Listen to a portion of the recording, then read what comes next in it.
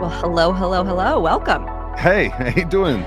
Good. How are you doing? Always good. Always good to see you. It's been a busy week for you already, right? Family wise, things are back to normal. School has started. I don't know if we can call it quite back to normal or it's just readjusting. Like the morning, we only had one meltdown in the morning so far, so that was good. Wasn't She's ready to not. go back to school, just like She it went too no. fast.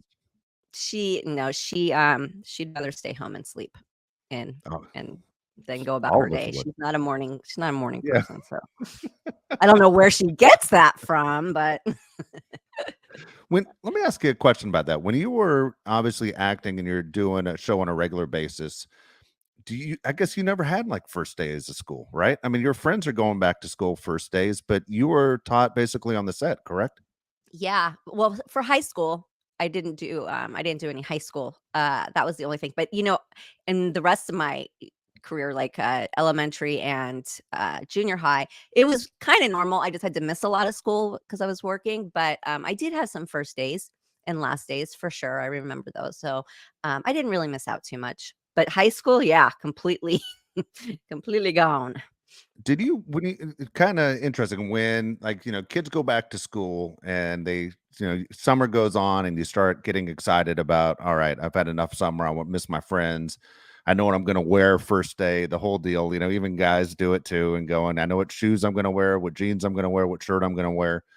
When you would show up, because again you were on television and you're working, do you feel pressure of, hey, when I show up, I feel like I have more eyes on me than the average student? No, because I had grown up with those kids, so, no, it was, like, just back to normal, and my mom was so controlling over that kinda stuff that I'm not sure I got to pick my outfits. Pretty positive on picture day, I had to look the way she wanted the picture to look, so, it was a different kind of pressure. Was it strange when the teacher would say to you or the class, "What did you do this summer?" Like, Um, you don't wanna come off bragging, but you know what I mean? Your summers are probably a little bit different than most. yeah, I mean, I don't think I ever really mentioned acting or working. I don't think that was ever, like, something I brought up. And listen, I did spend a lot of summer days at the beach and riding around on bikes with my friends, so there was stuff to I definitely had enough of a summertime to come up with other stories than talk about, set life. Thank God. Can you imagine? My whole class would be like, "Good night." Um, yeah, so I had enough good childhood, experiences to talk about. Just curious, Nicole, did your parents ever say anything like, "Hey, you live a different life than a lot, but don't ever come off as you're showing off." Like, would they ever make a point to, like, keep you grounded? Yeah, I mean, it wasn't as well communicated as that, but, there definitely was this, if my mom thought I was on a high horse, she would not have a second thought about a backhand. Let's just say that. It was tough, so you kind of, it'll keep you grounded. Yeah. Yeah. Yeah, yeah, so and my dad was just super chill all the time, and, he never really eh, yeah, he never really said much about stuff like that, but she definitely would lay down the hammer. No, I understand. I understand. It's such a different life, than most. I mean, it's tough raising kids, whether they're having success or they're struggling. But then when what you do growing up is on television, and back in the day, there weren't a ton of channels. I mean, we're watching a ton of TV, and obviously, it is directed at basically three major channels, and you're on one of them, and you're on big shows like Love Boat and Family and Fantasy Island and stuff like that, where you go, I recognize that girl, and I imagine it. You don't understand, I'm sure, as a child of the impact it makes on people's lives. Like, people feel there's a connection when they see you inside that box. Yeah, well, I learned that pretty quickly when people, come up to you and they feel like they know you and, it's all part of it. It's all Yeah. part of it. You know what? I'm really bored about talking about me. Um, so I found, a concealer, ladies. I found this, I saw something online. You know how, like, the pink, concealer thing is in? This one, excuse me, because 'cause I've used it a bunch, is more peach. but it's on that same tone of like using the pink tones to cover up. And it's Pixi by Petra. It's their correction concentrate in brightening peach. And it has rosehip in it for elasticity, vitamin A for anti-aging, vitamin C for brightening. And these are all things we need for under our eyes, especially women of a certain age. But what I love about it is I can put it on, and I mostly just put it like in my dark areas, and I don't have to put anything else on, and it doesn't get all creasy. And I've had a really hard time finding, I usually just don't use concealer because it makes me look 10 years older. And I was really excited about this one. $12. And Pixi by Petra. I love it, and you can't beat $12, especially when I paid 40 to look 40 years older. I will, maybe I'll do a live. Maybe that will be my first live video on Amazon, on my Amazon page. And I'll put this on there so that you can order it. But literally $12 delivered to your door. There you go. Can't beat it. Good deal. So we have an exciting guest today because people were asking for him and saying, and people love this movie Holiday Switch that that we did together. And I'm going to ask him if he gets the same reaction, but people always ask me about it, and they just love it. And it is a cute little quirky movie. And so Bret Anthony is with us. He's done a lot more than that, but he is here. Hello. Hello, Nicole. How are you? Oh my gosh, I'm so much warmer than when we were filming in Winnipeg. Yeah.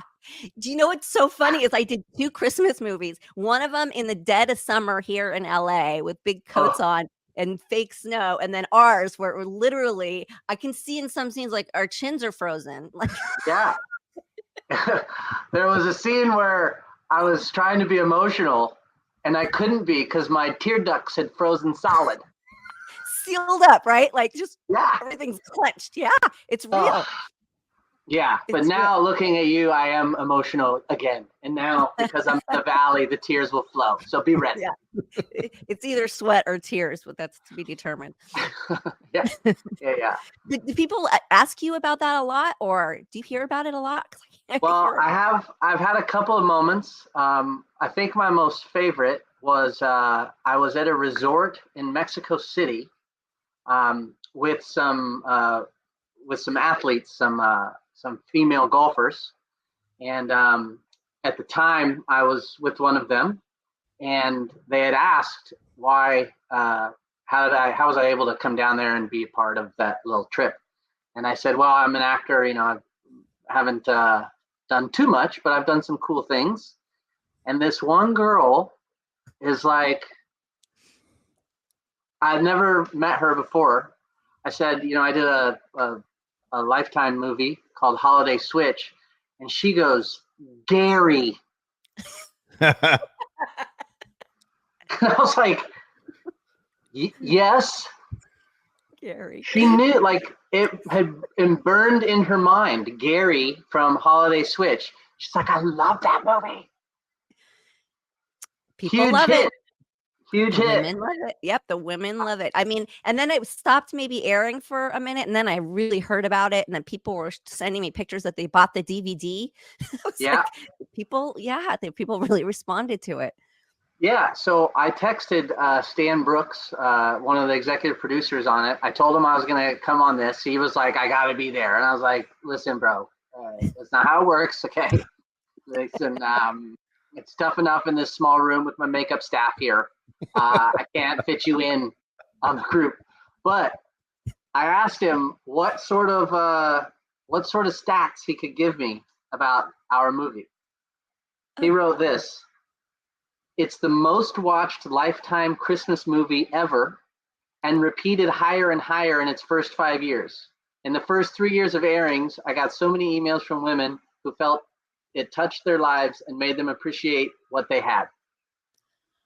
But like the most watched? That's, yeah, mind blown right there. I didn't realize that. Phew. We need to do a sequel. Yeah, I would love that. What are they waiting on? I'm going to let Stan know that today went very well, and we'll get Dave involved. You have to leave the San Diego area. Solana Beach, very nice. However, Winnipeg in the summer. Whew. What is the weather? Is it really hot there in the summer, or you don't know? In Winnipeg, it's very toasty in the summer. Oh, it is. It's So nice, like but the opposite. freezing or If we're gonna do holiday, switch it up. It should be summertime love of some kind. But yeah, at the lake. Yeah, I can't begin to tell you about that temperature. There's a scene in there where I'm in the front yard of your mansion, trying to do these Christmas lights and this reindeer, and they're like, "Hey, let's cue Nicole to come out of the house and get in your Mercedes." And I'm like reluctantly trying to. You didn't come out. You were like, no. Your fur coat was like the biggest cloud in the Canadian sky that day, and you were like, no. No, he doesn't need my eyeline to come out. I was like, wow. It was so what a sweetheart. I'm so sorry. I'm so sorry. It was so cold. But that particular scene, my face was frozen. I could barely talk. Like I was like, and I was shivering. And listen, they had me in like high heel boots and a skirt. Yeah. That's no fun on ice. Like, are you joking? Bambi slipping all over, trying to get out to the mark. Yeah, with frozen feet that are like cramped. Yeah, I mean, it just was it was tough. It was a tough one. Not a lot of lining in the Prada heel, by the way. Not a lot of fur in a Prada heel. No, especially the faux Prada. They weren't, Yeah. I don't think the budget was copying for real Prada. Yeah, no, definitely not. I mean, that was a rough day. That was cold. It was. I want to say it was the day after Thanksgiving, and then I think we flew home Christmas Eve or something like that. Oh, did we? It was, yeah. I mean, neither of us were really. I think we were very lucky to get on the plane after the wrap. After the wrap party. There was a lot of beverages to rewarm oneself after that. Yeah. Yes. Facts. I want to say wrap party. Yeah, there's an armrest in O'Hare that I think my drool had burned in. Yeah, I didn't get the bill yet. American Airlines hasn't sent me the bill, but I'm sure I'm going to get it. Stuck to it. They stuck to it. I mean, yeah, wrap parties can get really over the top. People really are like so happy to celebrate to be done working so hard. So they go a little nuts. Yeah. Rightfully so. I mean, hey, that's what it's for. Brett, in my house, these movies run nonstop. It's the only thing my wife watches. It's just like every time I walk in a room, and one of my big complaints, and you just killed my argument, is that I said all these are filmed in the summer, and it drives me nuts when I can't see the people's breath. That I'm going, I know it's not cold. Now you literally just said it was freezing, and my argument's completely out the window after all these years of giving her a hard time. Well, Nicole's other movie, I think. Did you do it before? I think you did it before. I'm not sure. Not sure. But, oh no. Ours was in the dead of winter. Yeah. I think it was, it's all Celsius up there. So, of course, I kept thinking I had ordered a beverage every time I was shouting the temperature. And they were like, anything -5 and worse feels the same. I was like, -5? Not my golf score. Not my golf cap, that's for sure. No, you got a good one of those, right? I was reading about that. You're pretty good at I'm getting there. It's always a work in progress. I love that. Yeah. Fun. I think there was like snow up to like your head height, like when you're walking on certain sidewalks and like there was. Right. And there was that frozen, like there was like a body of water that runs through the middle. Am I thinking of that or No, there's like a river there by I want to say the Fort Garry Hotel. There's like a little. Yeah, and it freezes over, and then everybody ice skates on it or goes for walks on it. It's like that's right. This is The wild. producer, Yeah. they actually asked, because I had not met you before the filming. Like we met kind of on set, I want to say. Oh no, it was at a dinner. I think it was at a dinner. Oh before. yeah, But yeah. they were like, why don't you guys get to know each other? Like, get out of the hotel and hang out. And Nicole was like, do you see what temperature it is outside? I'll talk to him in the elevator on the way to my room. And then it's over. So Oh, I and I feel had my like daughter in now, tow. yeah. Oh, man. I feel like now we should redo the movie because we're more husband and wife more than ever. Yeah. Because Now walking we know each other. around hand in hand next to, I don't know, the curling capital of the world, but we didn't really get to know each other because you're like, hey, Get me inside. Yeah. yeah. I mean, Anyway. it's hard. It's hard to focus. I'm not a cold weather kind of person like that, unless I'm like snowboarding, and then you're not that cold because you're Yeah. working out a bit. So yeah, that was a tough one. And I had my daughter and my nanny in tow, and yeah, but it was fun overall. I thought Winnipeg was a really, really cute town, so I did love that part of it. From the Yeah. inside of a warm, heated car, I loved driving around it. I mean, I loved it. That is where I did the Three's Company movie. So Oh, it I is was also? like, yes. No Yes. way. Yeah.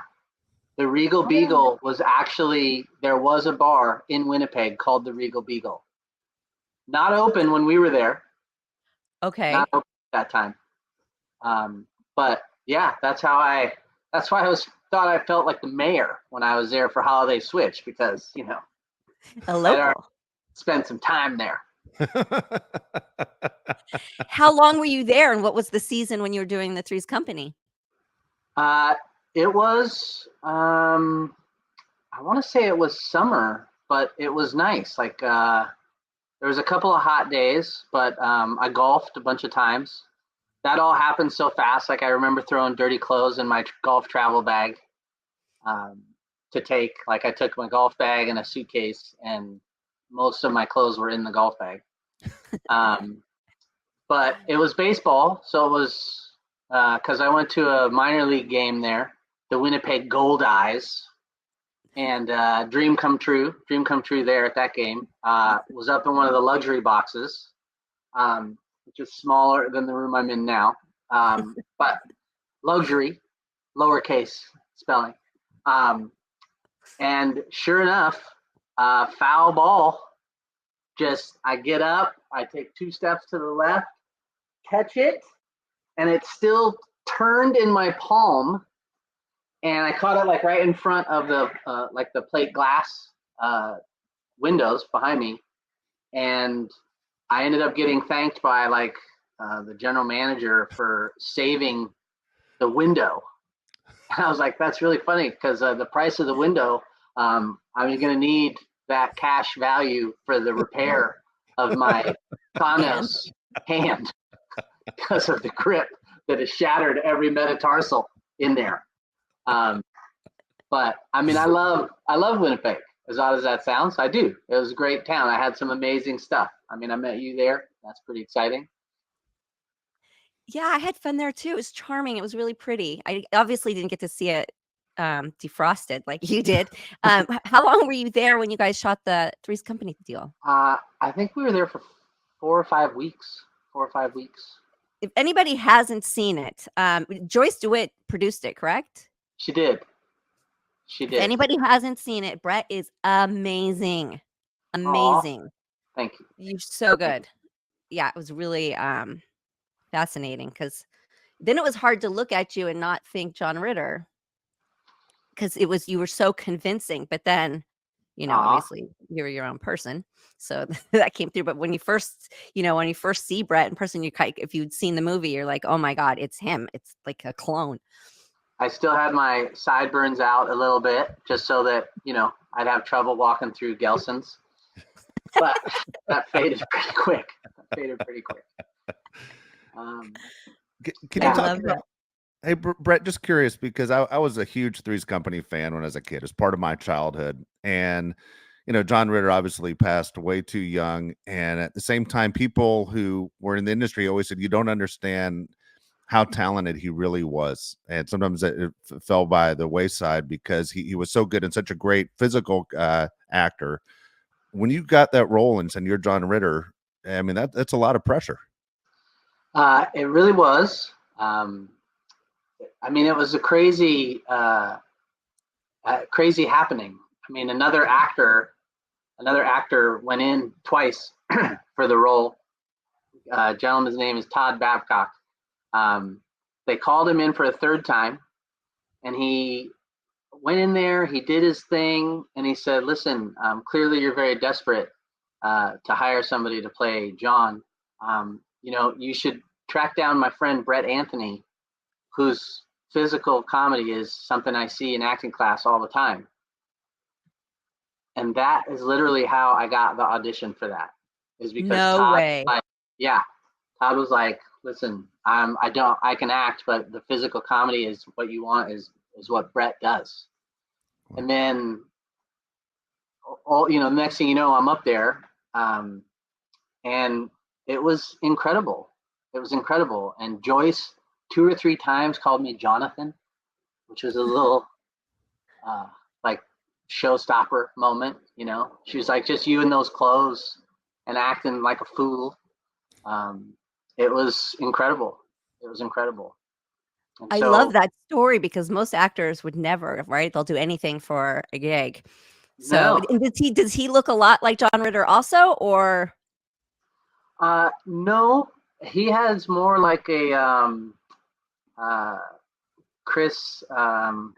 He looks like who was he's on one of the cop shows, CSIs or something. Chris, I want to say he was Robin in Batman and Robin. What's his name? Not Chris Conley. No. No, No, I know exactly don't what you're watch talking about.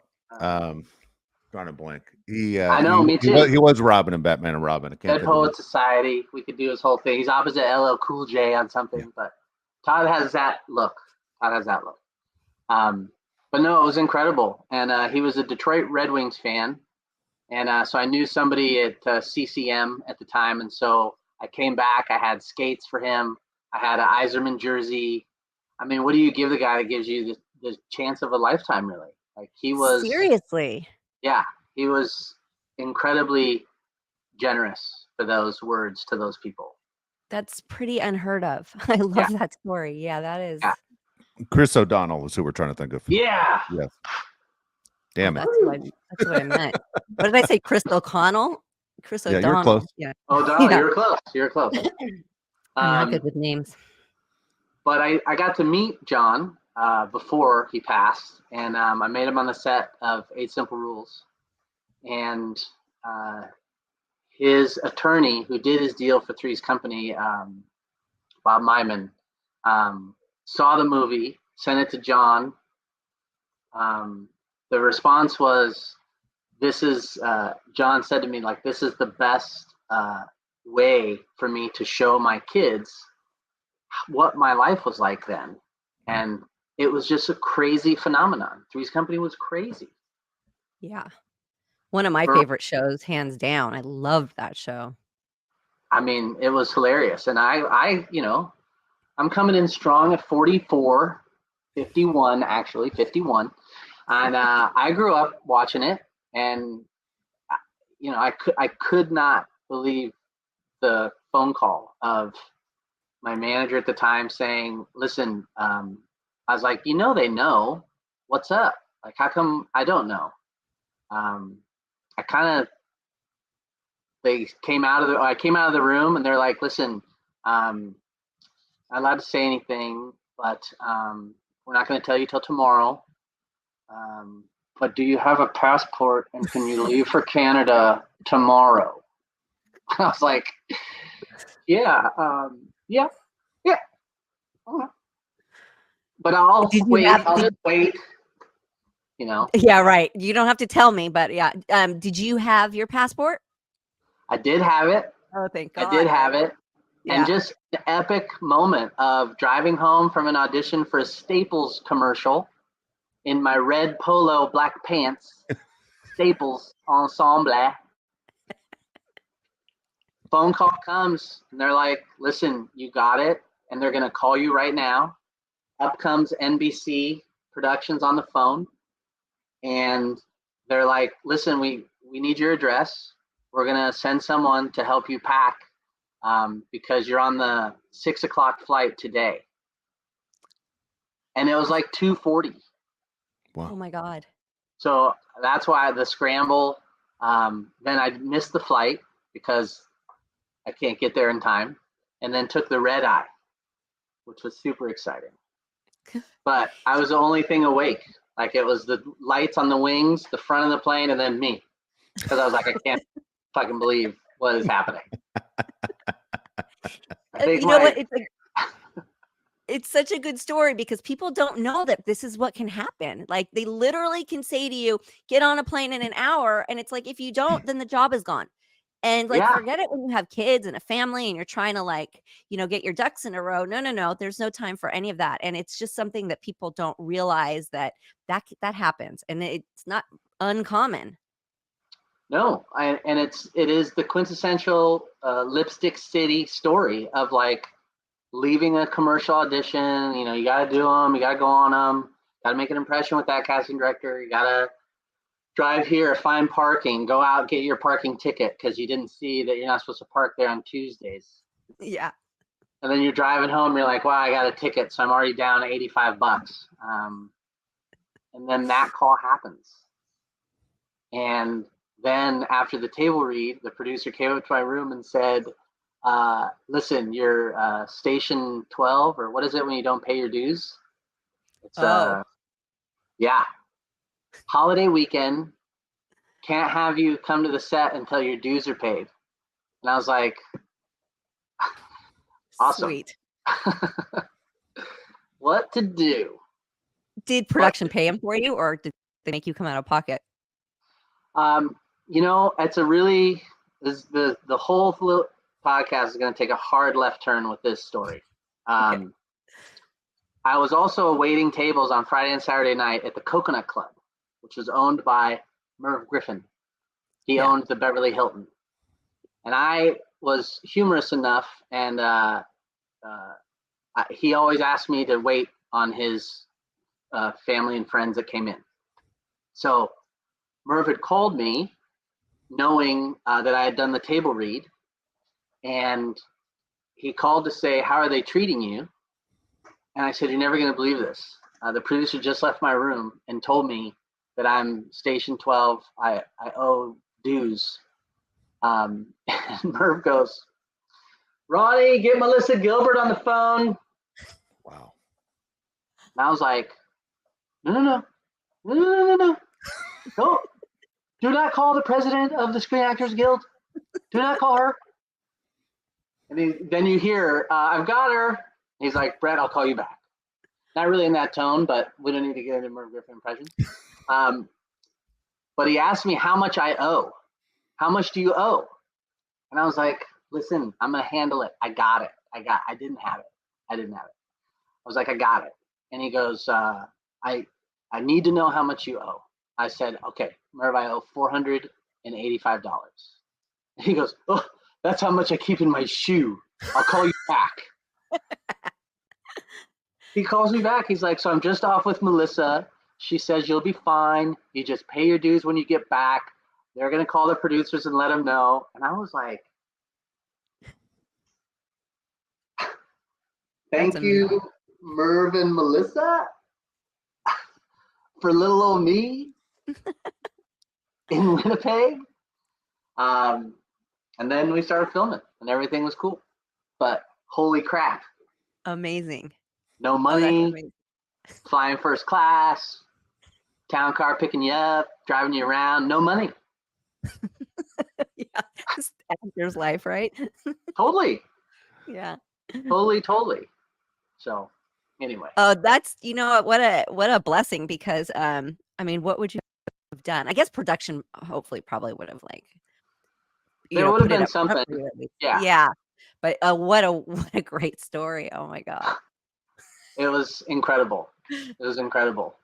And then I think at the time I was staying at the Sheraton, and across the street was the Fort Garry, which is a stunning hotel. And so I sent a postcard to Merv thanking him that said, "Isn't this hotel beautiful?" It was of the Fort Garry. I said, "They have me staying in the shithole across the street, but this is the beautiful hotel I see every day." No, it was very nice. The Sheraton was very nice. Merv enjoyed the Oh, the it's so reality check. funny. It's So so funny. Yeah, it's like amazing.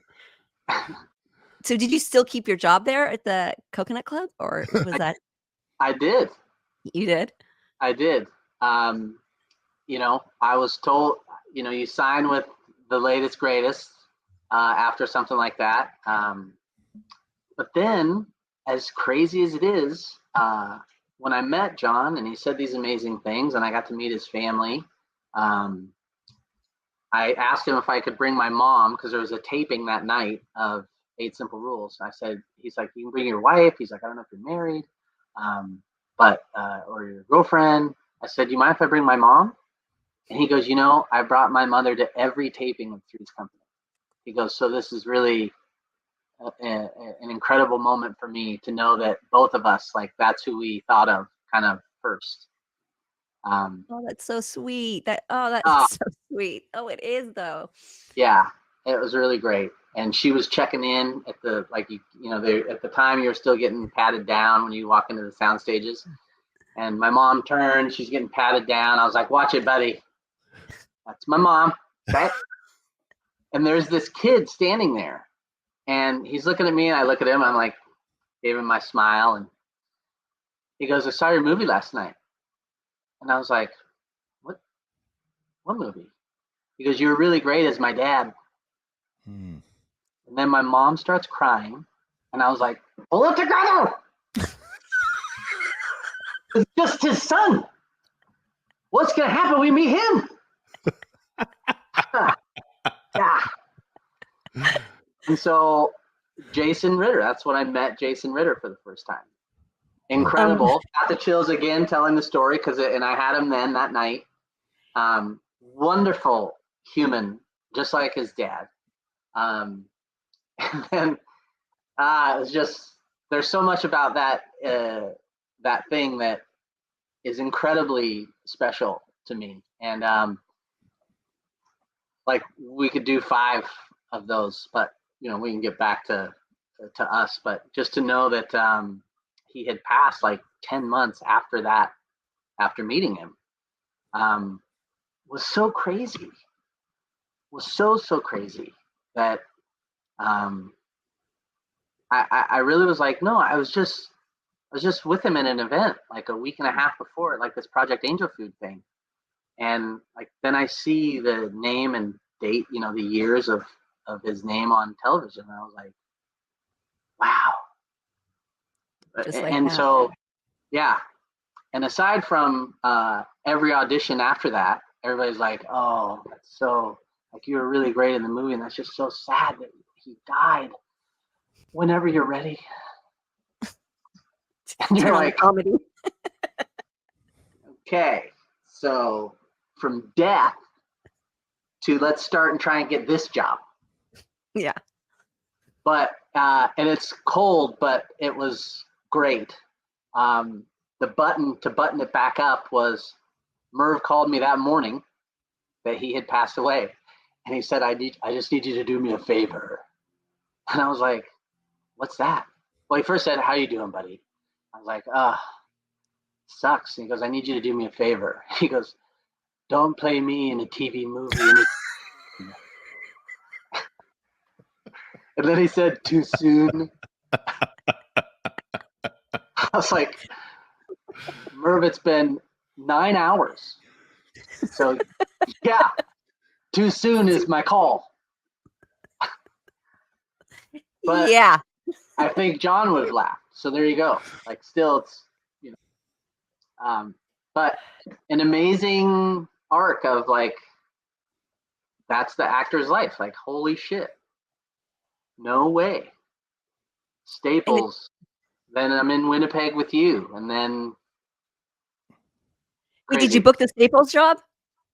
I did not book the No. Staples, Okay. and so I've been shopping at Office Depot ever since. 'Cause fuck 'em. Fuck 'em. Yeah. But these are like the No. opportunities of a lifetime. You know, this is like a once in a lifetime. That story is just so life changing for you. And I don't know. That's just what makes this industry, or just life in general, just so magical at times, because you just have these wonderful chain of events that all, I don't know, pan out like that. And like, what an opportunity. Yeah. Now the same production team brought me in for their version of Mork and Mindy, Oh, and all I found was some rainbow suspenders. First, I said, am I coming in for Mindy?" Because I'm no Mork from Mork. Okay. So I showed up, I had rainbow suspenders, which is all I could find, a t-shirt, and then I had cut a piece of carpet out from somewhere that I put so that I had enough hair as Robin Williams. And I was like, this Berber is the closest I'll be to ever being like Robin Williams visually. And that's it, is the Berber that scratched my nose, scratched the nips underneath. I had Neosporin for weeks applying Neosporin, but I didn't get that role. But no, those are, and then that guy's life, same thing, just woo. So, yeah. But that is our life. Like, holy moly, you get a shot, and it was incredible. Yeah, at least you get to like savor it and, you know, appreciate it. There's a lot of people who I feel like they don't, but you know, it's great to see that you do. Yeah, I do. So I wanted to ask you really quickly about Disneyland. I know this is so random, but I always wonder what it's like. And do they wash those costumes? Because I know everybody's really, really sweating in them. Are they stinky? Like, tell me some like stuff about working at Disneyland. Oh my gosh. Okay. So Main Street Electrical Parade. I did 13 parades while in the summer, and then I lived in Costa Mesa, so it was 26 minutes to get to Disneyland.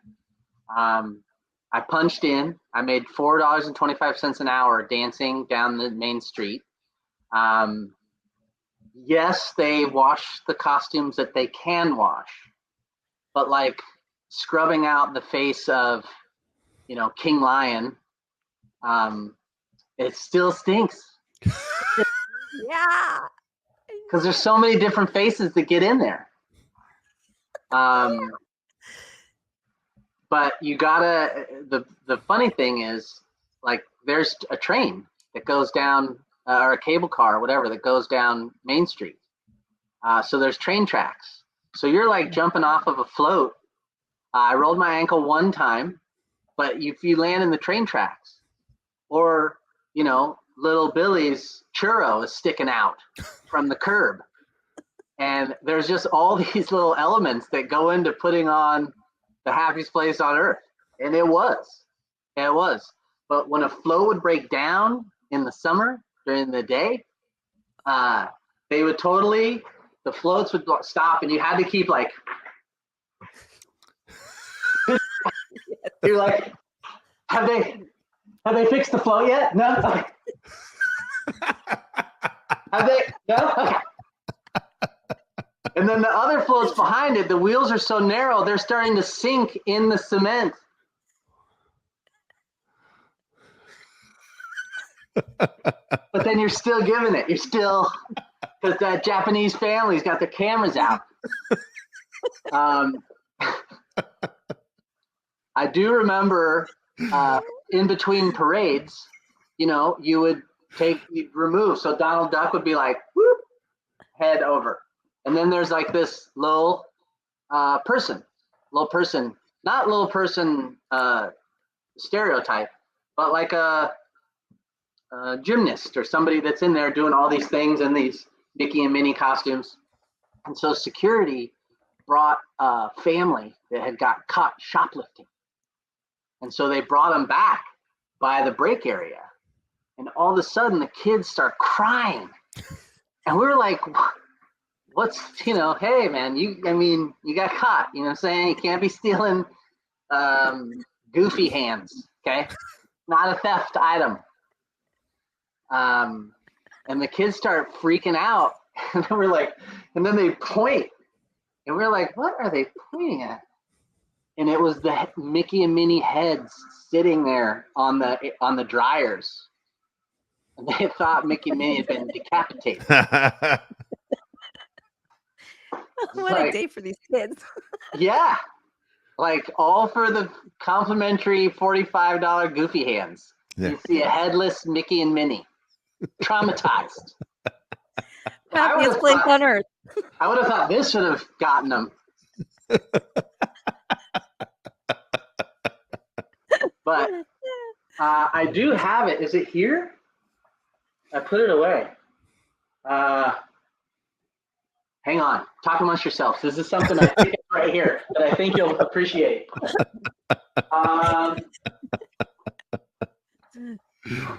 It's on my. I can't wait to see what he has. That's too funny. It's so funny. Wow, I don't see it. Wow, I thought it was here. Can't find it. But yeah, you're looking at the Main Street Electrical Parade, most energetic, 1989. Oh, award winning. Oh yeah, yeah. Like, but they give it. They do that.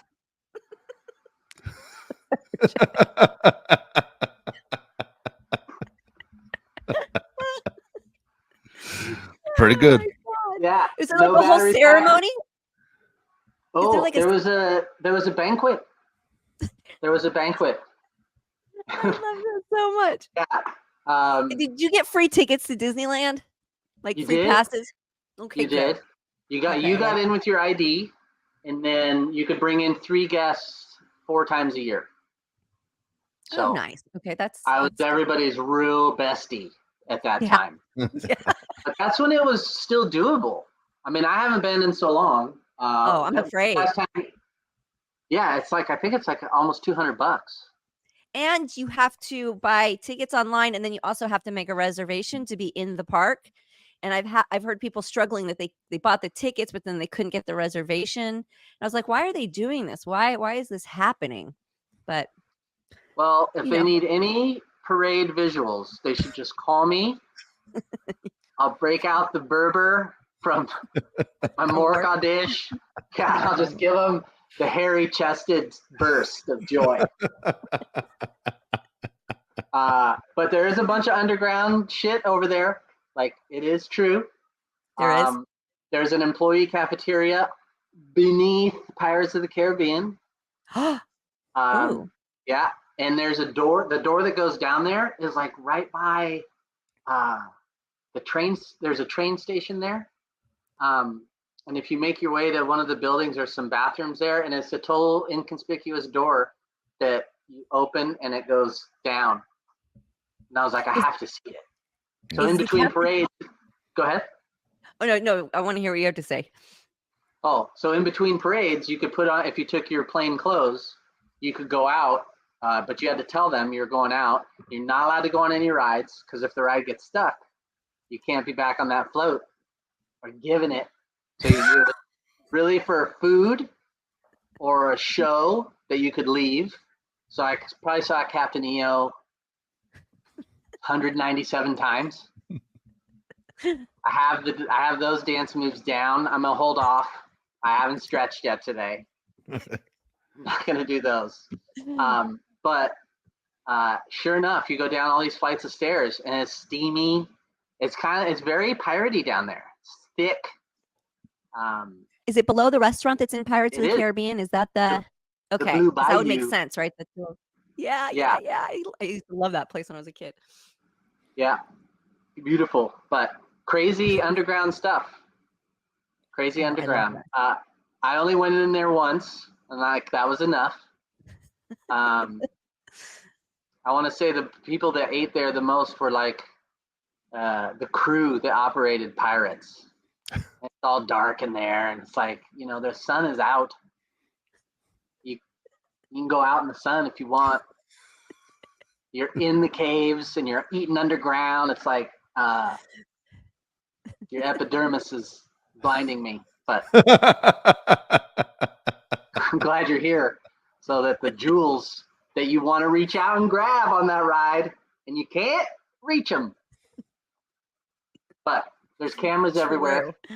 Cameras everywhere on there, so you can't, but you can try. But Disney was amazing. Disney was cool too. It's been I've had some fun stuff.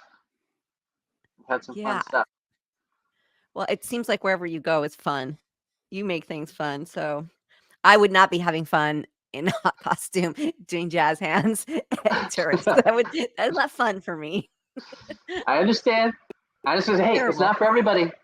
Nicole, it's not for everybody. It's true. I want to say the rolling parade nonstop, I think, was 28 minutes. So it was like 28 minutes of Mousercise, basically. Yeah. And then you could always kind of screw around in between the castle and the Matterhorn, because the parade made its way through there. And it was always really thin. The crowd was always really thin in that area.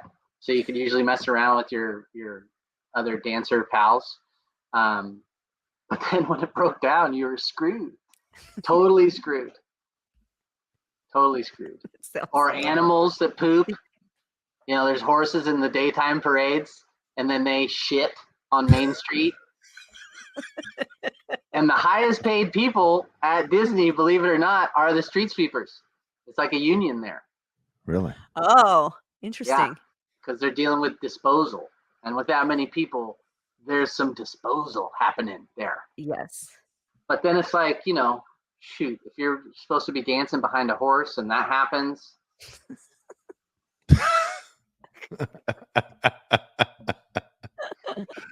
Yeah. Different day. That kind of a day.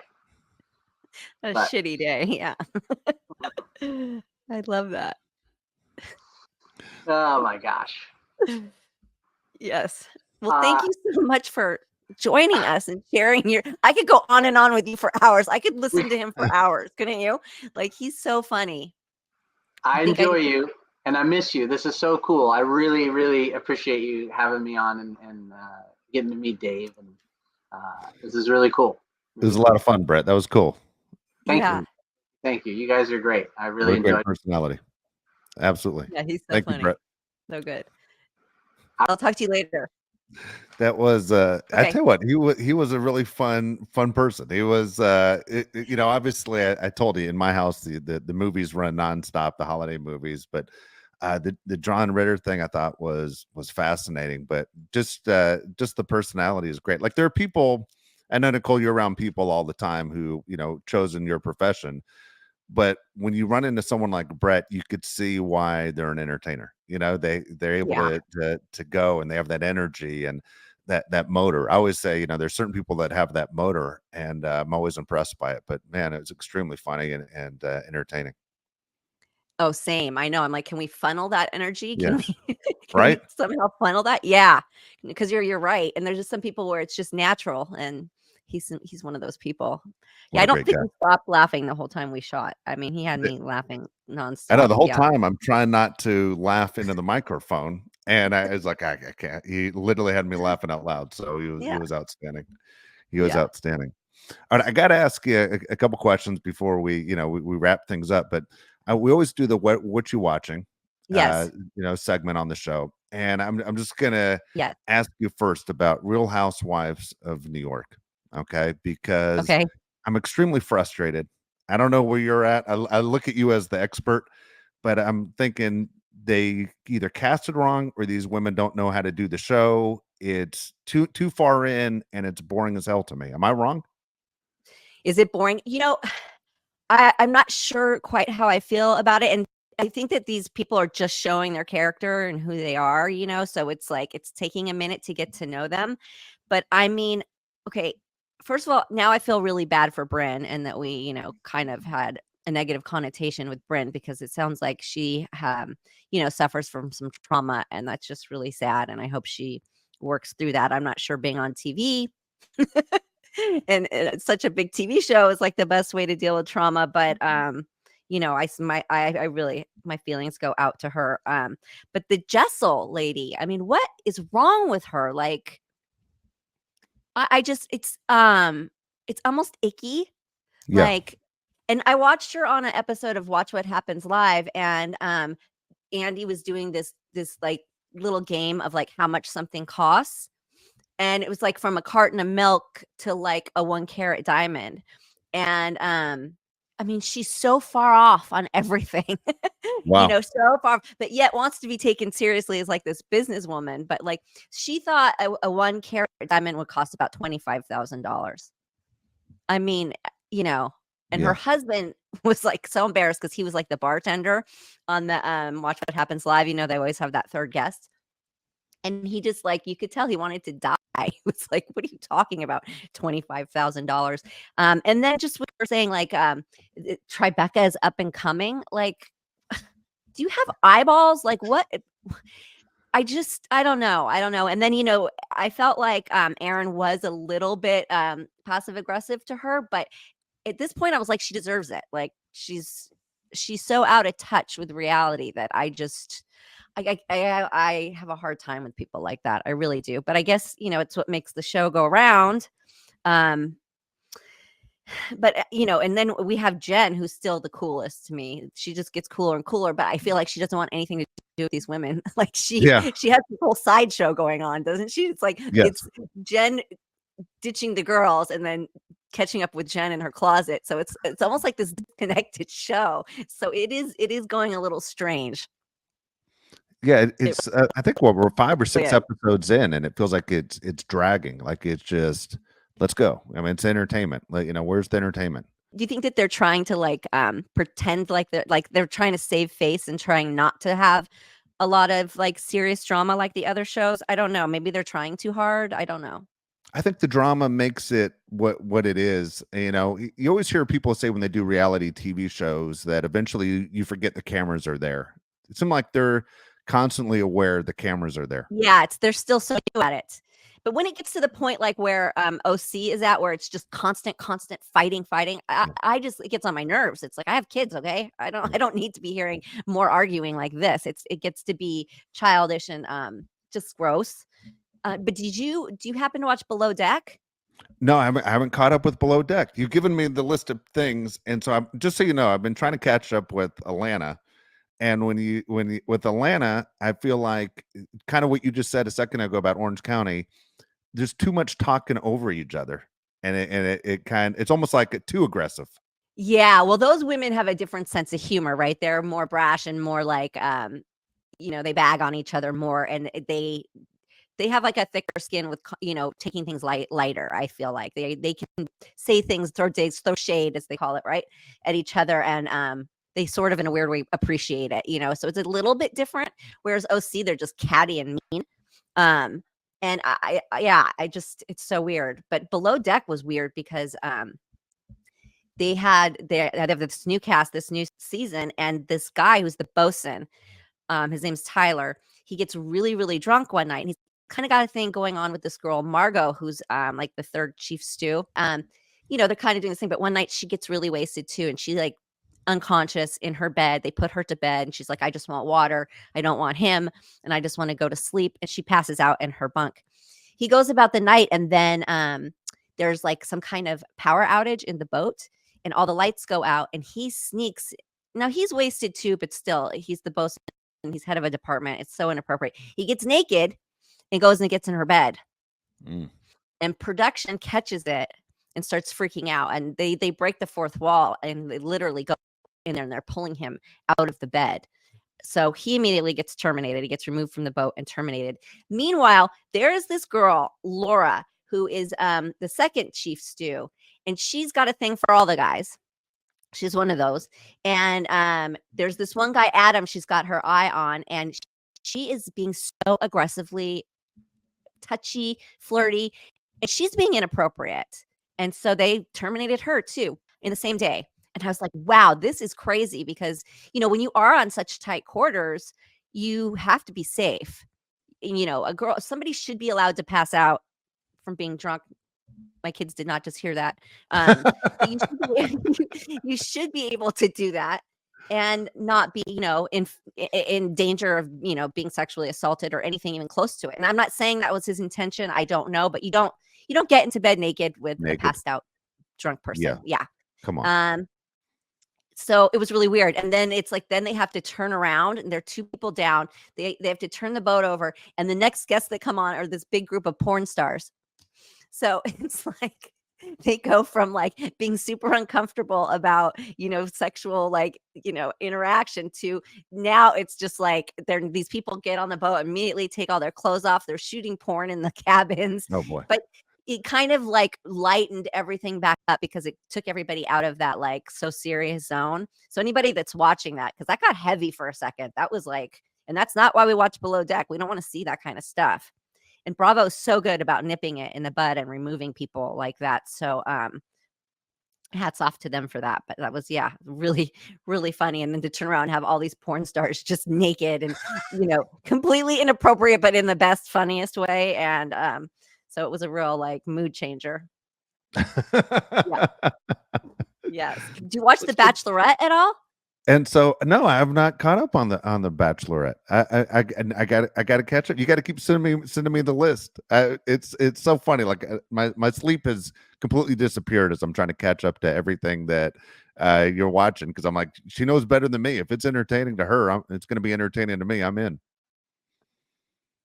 Not all the Bachelor and the Bachelorette's like, can I stomach? Some of them are just like so over the top, but this girl Charity is just so honest and real, and she's so confused about all of it, and it's so genuine. Do you know what I mean? A lot of times you're like, but they know they're just doing this for the show. There's a lot of that usually going on in my eyes and my feeling, but she's really and she's got a group of good guys, but like there's one outstanding clear winner, and that's Dotun, because the other one admits he's like unfaithful to his last girlfriend multiple times. And but he thinks he's a changed man. He says it's scary, but he thinks he can keep it under control. Get rid of him. Rid of him. He doesn't need to be there. And then another one, this guy's a tennis player, Joey. He's like, his uncle said to her at homes when they go home to meet the family, he's like, are you sure you know him? Are you sure you know every side of him? Like, red flag. And then he starts to say in this latest episode that it can be hard to be in a relationship with him. Like, what are you doing on these shows? Like, if you're not emotionally ready, like, I guess they're really that thirsty to be on TV. But she's got a really great guy in Dotun, and Xavier, he needs to get out because he's not going to stay faithful. And then she's got one that she had sent home, Aaron, and he comes back. He flies out to Fiji. He's like, wait a minute, I want a second chance. So she's got her hands full. So I just wondered who else everybody else was rooting for, because I am all for Dotun. All for it. All right, I'm gonna catch up. I'll be all prepared on the next show. Let's get to your mailbag. Again, Nicole's mailbag. All you have to do is go to the website to ask questions. It's right there at the top. It's perfectlytwistedpod.com, and you can ask Nicole questions. We have a few of them here. It's from Tony Nacarado. And first question says, Nicole, are you allowed to keep any wardrobe props from your shows, movies that you've been in, or do you sneak them away? It kind of really depends on the project, to be honest. For the most part, no, especially when it's like really good stuff. No, they want it back because they sometimes, a lot of times, wardrobe is borrowed also from like warehouses, and so it has to go back. A lot of times production will sell the stuff to recoup some of the money. But then other times, no, they'll say, yeah, is there anything you want? You can take it. But to be honest, when you've been in those same outfits, at least this is how I feel. When you've been in the same outfits for hours on end, day after day, you don't want to see them anymore. You're like, I'm good. I've worn her. We are good to split ways. It's a good point. And think about it. If you're filmed in something, you don't want to go wearing it again. No, it's People who weird. might recognize your work go, she was wearing that last time I saw her. Yeah, not only that, you're, like, bored of it because you spend hours Yeah. upon hours upon days on days in these same outfits, so it's like you're ready to burn it. That's a good point. All right, here we go. Question number 2. There are a few trading cards out there that feature your autographs and with a piece of clothing. How do you decide which clothing goes into the trading cards? There are trading cards with clothing? They do this in sports too. This is very common where they take people's jerseys and they put them in a sports card. So what you're saying is obviously trading cards that you're associated with that have clothing you aren't aware of. Nope. I've never seen one. I've seen, quite a few trading cards, and I've signed a lot of them, and, I have some, but I've never seen any with clothing, Tony. That is so interesting. And what kind of clothing? Like, do they just take a swatch of something That and put it that in the oh, so 100%. is That's it what like they a do. red bathing suit or is it like a shirt? Like, I Tony, I would like to hear back from you and know what exactly kind of clothing is in there. Yeah, There now I'm better not be curious too. underwear. I'm curious too. All right, question number 3. In the 90s, you were into surfing. Do you still surf? I have not surfed in such a long time, and it's so interesting because my youngest one is asking me, like, if she can, I think she's interested giving it a shot and trying. And we had plans all summer to get to that, and it was so cold most of the summer. Finally heated up, and it just we've been to the beach plenty of times, but we haven't got to the surfing part. But there's still time to do so. Hopefully, I'll give it another little shot. I probably will embarrass the heck out of myself. So You no, I got to don't. try. I don't surf anymore, but yeah, I hope my little one does. That would be cool. Good deal. All right, next question. Out of the 3 movies you'd made with Corey Haim, which one do you like the most, both with making the film and the final product? Um, okay. I would have to say, and I know this is probably going to be random, I would have to say Double O Kid because it was so weird. It was so quirky and so bizarre. And I was on roller skates through most of it, which was fun. I mean, how many times do you get paid to roller skate around set all day? Um, and I remember getting to meet Bridget Nielsen, who was in it. There was some really great character actors in it. And it was neat because I grown up watching all these people. So it was neat to meet them. The story was really weird, and it was really like comic booky looking. Everything was like these bright colors and these weird sets that didn't look real. And it has a weird cult following also. People really kind of like that one. And it was fun. It was fun and it was weird. It was weird to shoot and it's weird to watch. It's like being in a video game. It's like they're in a video game or something. I haven't seen it in years and years, but yeah, so I like that one because it was fun on both ends. The other ones maybe not so much. You know, it's funny. This morning before we started the show, the movie License to Drive was on, and Heather Graham's in that, and you mentioned Boogie Nights, and I started thinking, I go, you know what? You could have played almost every role that Heather Graham was in. Like when you brought up Boogie Nights about a month ago, and then I watched her in License to Drive. I said Nicole would have been great in all these.